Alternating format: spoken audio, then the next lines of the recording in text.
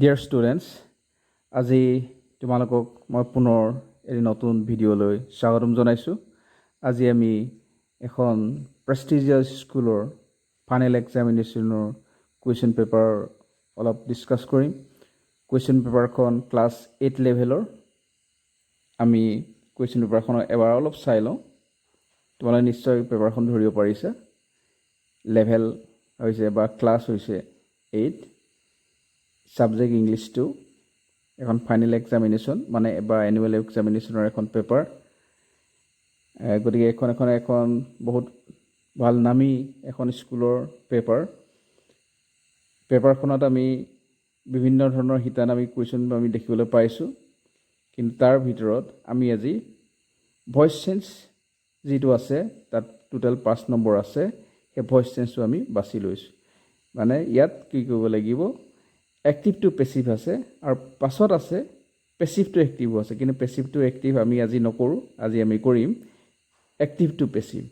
তাত টোটেল 5টা active ভইচৰ sentence দিয়া আছে। আমি সেই চেণ্টেঞ্চকেইটা পেছিভ ভইচ কৰিম।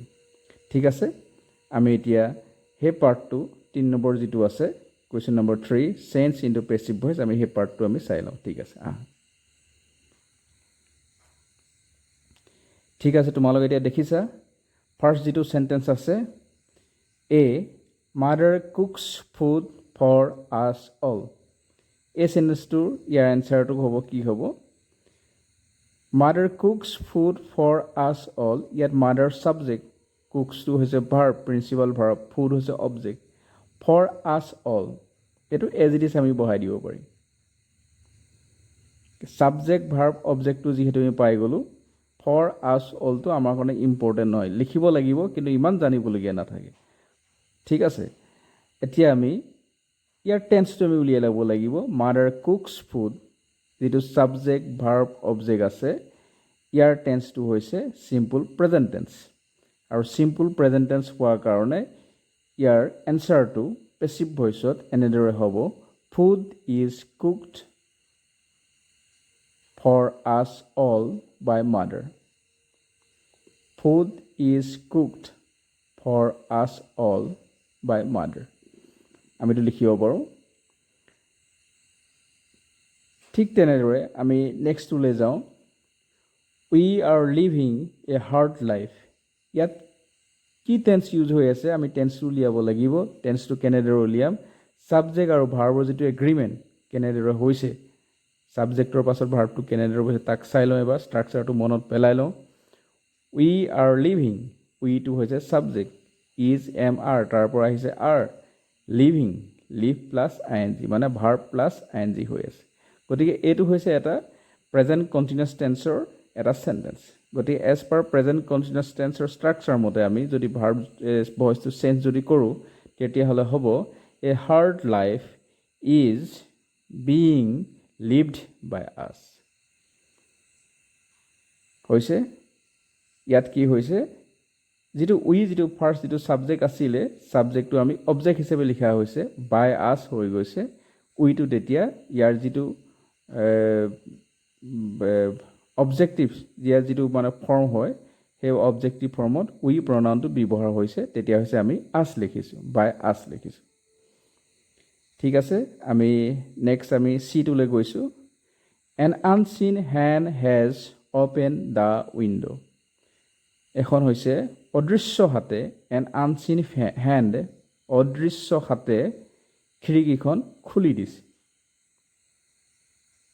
ইয়াত যিটো চেণ্টেঞ্চ আছে, এন আনচিন হেণ্ড, সেইটো হৈছে ছাবজেক্ট, হেজ অ'পেন, হেজ আৰু হেভৰ পৰা হেজ আহিছে, আৰু অ'পেনটো হৈছে অ'পেনৰ পাষ্ট পাৰ্টিচিপল, অ'পেন যিটো ভাৰ্ব আছে তাৰ পাষ্ট পাৰ্টিচিপল, দ্য উইণ্ড'টো হৈছে অবজেক্ট। এতিয়া ইয়াৰ এনচাৰটো পেছিভত হ'ব, the window' has been opened by an unseen hand. খিৰিকীখন এখন অদৃশ্য হাতৰ দ্বাৰা খুলি দিয়া হৈছে। দ্য উইণ্ড' হৈছে, উইণ্ড'টো ইয়াত ছাবজেক্ট হিচাপে হৈছে, আৰু এইটো হৈছে প্ৰেজেণ্ট পাৰফেক্ট টেন্সৰ এটা চেণ্টেঞ্চ, সেইকাৰণে লিখা হৈছে the window' has been opened. অ'পেনটো অলৰেডি পাষ্ট পাৰ্টিচিপল আছে, সেইকাৰণে অ'পেন লিখা হৈছে বাই এন আনচিন হেণ্ড। ঠিক আছে, আমি নেক্সটটোলৈ গৈছোঁ। The milkmen was milking the cow. The milkman to হৈছে subject.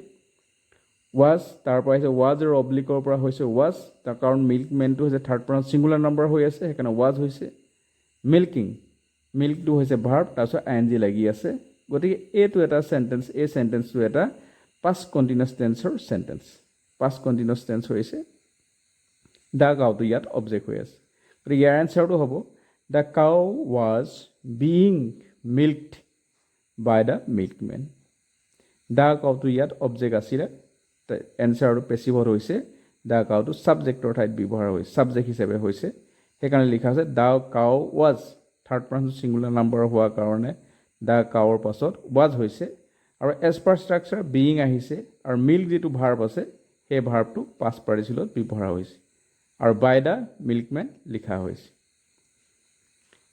next আছে e I wrote a letter to him ইয়াত আছে I wrote a letter to him I to হৈছে subject wrote to হৈছে verb in past tense a letter to হৈছে object to him to আমি লিখি দিলে হ'ব গতিকে আমি পেছিভত আমি কি লিখিম a letter was written to him by me a letter was written to him by me গতিকে এটো যেটো a letter আছে a letter to পেছিভত subject হৈ গৈছে এই লেটাৰটো থাৰ্ড পাৰ্সন সিঙ্গুলাৰ নাম্বাৰ হোৱাৰ কাৰণে কি লিখিছো আমি was লিখিছো ইয়াত দুটা আছে was oblique where থাকে আমি তাৰ এই ভাৰ্ব দুটাৰ পৰা was লিখিছো থাৰ্ড পাৰ্সন সিঙ্গুলাৰ নাম্বাৰ হোৱাৰ কাৰণে লেটাৰটো থাৰ্ড পাৰ্সন সিঙ্গুলাৰ নাম্বাৰ হৈ আছে a letter was written যেটো wrote যেটো ভাৰ্ব আছে wrote ভাৰ্বটো একচুয়ালি write গতে writeৰ past participle ফৰ্মটো হৈছে written write wrote written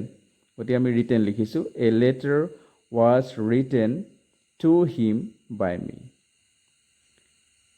ইয়াত যেটো আছে I to আমি হেকত লিখি দিছো by me written to him by me আমি লিখি দিছো গতিকে আজিলৈ আমি পাঁচটা ভয়েস তোমালোকক বুজাবলৈ চেষ্টা কৰিলো গতিকে পৰৱৰ্তী ভিডিঅ'সমূহতো আমি এনেকুৱা ভয়েস আলোচনা কৰি থাকিম গতিকে এই ভিডিঅ'টো তোমালোকে লাইক কৰিবা আৰু লগৰ বন্ধু বান্ধৱীৰ লগত শ্বেয়াৰ কৰিবা আৰু মোৰ চেনেলটো সাবস্ক্ৰাইব কৰিবা যাতে নতুন নতুন পৰৱৰ্তী ভিডিঅ'সমূহ তোমালোকে আপলোড কৰাৰ লগে লগে পোৱা থ্যাংক ইউ